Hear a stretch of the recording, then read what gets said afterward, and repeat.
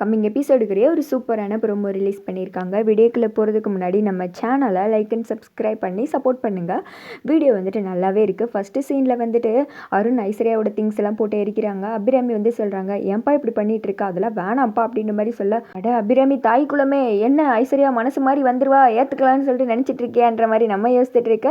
இல்லைம்மா, அவள் இனிமேல் இந்த ஜென்மத்தில் இந்த வீட்டுக்குள்ளே வரவே கூடாது, அவளோட திங்ஸு கூட இந்த வீட்டில் இருக்கக்கூடாதுமா அப்படின்னு சொல்லிட்டு அவர் போட்டு தீயெல்லாம் பொருத்தி விட்டுரு. அபிராமி எதுவுமே சொல்லாமல் உள்ளே போய் உட்காந்து ஃபீல் பண்ண ஆரம்பிச்சிடுறாங்க. பையன் வாழ்க்கை வந்துட்டு இப்படி போயிடுச்சே, தீபா என்னன்னா எங்கே போனானே தெரியல, கார்த்தி வர தேடிட்டு இருக்கா அப்படின்ற மாதிரி ரொம்ப கவலைப்பட்டுட்டு இருக்காங்க.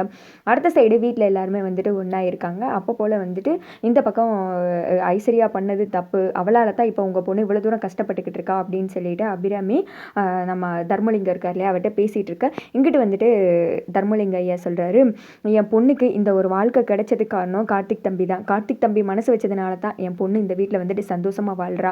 இந்த ஊர் உலகம் எல்லாமே அவளை வந்துட்டு ஏமாற்றி கல்யாணம் பண்ணிட்டாங்கன்னு சொல்லிட்டு ஒரு பொய்யான பழியை தான் அவன் மேலே போட்டாங்க. ஆனால் கார்த்திக் தம்பி தான் அவன் வந்துட்டு நல்லவன் சொல்லிட்டு அவன் மேலே உள்ள கலங்கத்தை தொடச்சாரு. அப்பேற்பட்டவர் தீபா வந்துட்டு காப்பாற்றாமல் விட்டுருவாரா, எனக்கு நம்பிக்கை இருக்குது, கண்டிப்பாக என் மகளை கார்த்திக் தம்பி பார்த்துக்குருவாரு அப்படின்ற மாதிரி சொல்ல, கார்த்திக் வந்துட்டு வேமா பக்கத்தில் வர்றாங்க. சார், என் மேலே வச்சுருக்க நம்பிக்கைக்கு ரொம்ப தேங்க்ஸ் சார்.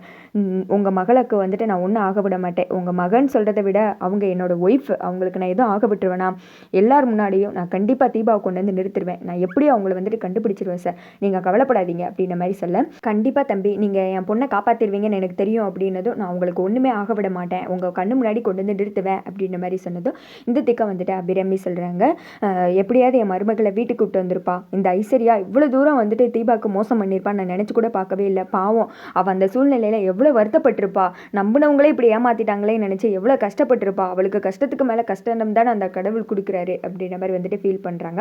அம்மா நீங்கள் கவலைப்படாதீங்க, இந்த கச்சேரியில் தீபா கண்டிப்பாக வந்து பாடுவாங்க அப்படின்ற மாதிரி வந்துட்டு கார்த்தி சொல்கிறாங்க.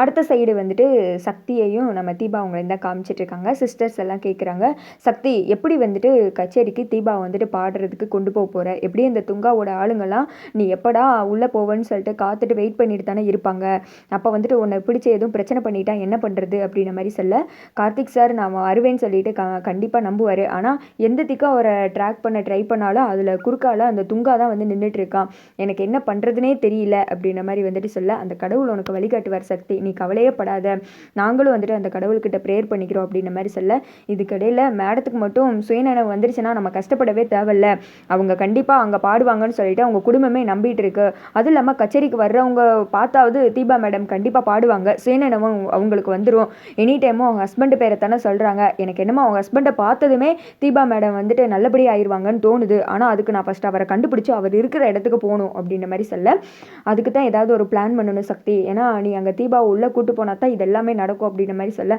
அதுதான் சிஸ்டர் எனக்கு என்ன பண்ணுறதுனே தெரியவே இல்லை, ஆனால் ஏதாவது ஒரு பண்ணி கண்டிப்பாக அவங்க ஹஸ்பண்டுக்கிட்ட நான் சேர்த்துருவேன், இந்த டாஸ்க்கை நான் வந்துட்டு நாளைக்கு கண்டிப்பாக பண்ணி முடிக்கணும் அப்படின்ற மாதிரி சொல்லிட்டு இந்த பக்கம் சக்தி அவங்க பிளான் போட்டுக்கிட்டு இருக்கா. அந்த சைடு வந்துட்டு துங்காவை காமிச்சிட்டு இருக்காங்க, டேய் நம்ம ஆளுங்க எவன் இருக்கானோ எல்லாருக்கிட்டையும் சொல்லி முக்கு நிற்க வைங்கடா, அந்த சக்தி நம்மளை மீறி அந்த அரங்கத்துக்குள்ளே போகவே கூடாது அப்படின்ற மாதிரி வந்துட்டு அவன் பிளான் போட்டுக்கிட்டு இருக்க, இதுக்கிடையில் என்ன நடக்க போகுதுன்னு தெரியலையே அப்படின்ற மாதிரி நம்ம இங்கே பிளான் போட்டுக்கிட்டு இருக்க. அதோட பார்த்தீங்கன்னா இந்த ப்ரோமோ வந்துட்டு முடிஞ்சிருது.